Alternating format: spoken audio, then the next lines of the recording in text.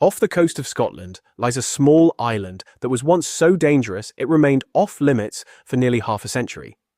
This is Gruinard Island, and in 1942 it became the site of one of Britain's most secretive and devastating biological weapons experiments.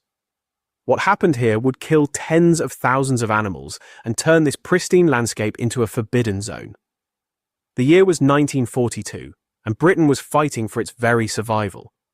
With Nazi Germany advancing across Europe, British scientists were exploring every possible weapon that might turn the tide of war. At Porton Down, Britain's secretive chemical and biological research facility, researchers had been developing something terrifying.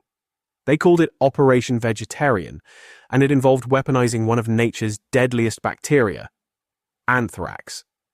Anthrax spores can survive in soil for decades, making them the perfect biological weapon.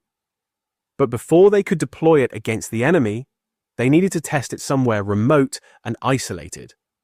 Gruinard Island seemed perfect, uninhabited, just over a mile long, and far from any major population centers. In July 1942, a team of scientists arrived on the island with a deadly cargo. They brought with them 80 sheep, which would serve as test subjects for their experiment. The plan was simple but horrifying. Detonate anthrax bombs and observe the effects on living creatures. On July 15th, the first test began. A small explosive device filled with anthrax spores was detonated, releasing a deadly cloud across the island. Within days, the sheep began showing symptoms: fever, difficulty breathing, and internal bleeding. By the end of the experiment, all 80 sheep were dead.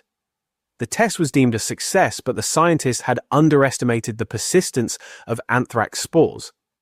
What they didn't realize was that they had just created a biological time bomb. In the weeks following the experiment, local farmers began reporting strange deaths among their livestock. Sheep and cattle on the Scottish mainland, miles from the island, were dying from the same mysterious illness. The anthrax spores had somehow spread far beyond the confines of the test site. Government veterinarians arrived to investigate, but they were sworn to absolute secrecy. Farmers were told their animals had died from natural causes, but compensation was quietly provided. Over the following months, the death toll continued to climb. By some estimates, over 80,000 sheep and cattle died from anthrax contamination linked to the Gruinard experiment. The government immediately classified all information about Operation Vegetarian as top secret.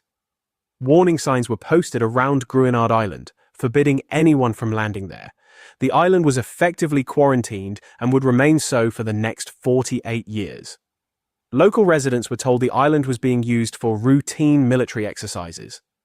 But fishermen who accidentally landed there reported finding the bleached bones of sheep scattered across the ground. For decades, Gruinard Island became known locally as Anthrax Island. During the Cold War, both British and American scientists continued to study biological weapons. Gruinard became a case study in how not to conduct biological weapons testing. The island's contamination was far worse and longer lasting than anyone had predicted. In the 1980s, environmental activist groups began demanding the government clean up the island.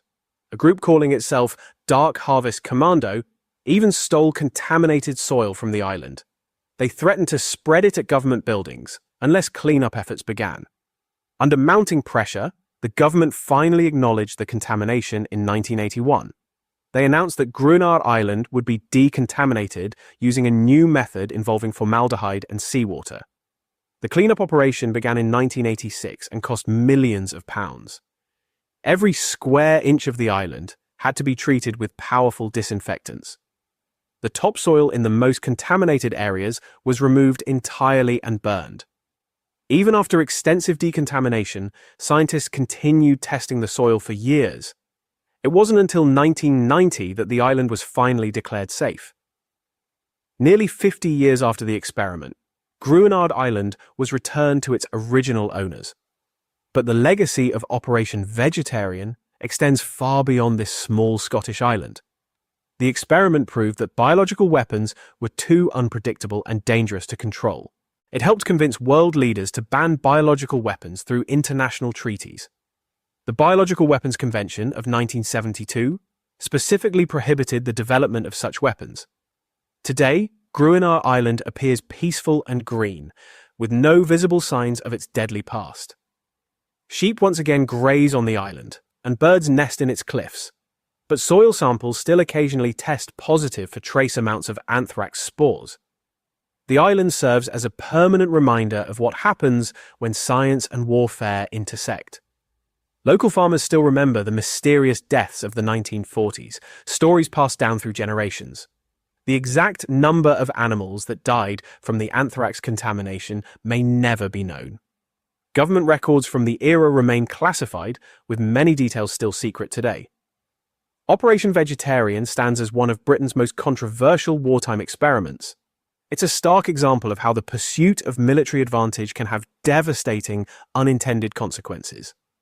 The story of Gruinard Island reminds us that some weapons are too dangerous to use, even against our enemies, and that the price of such experiments can echo through generations.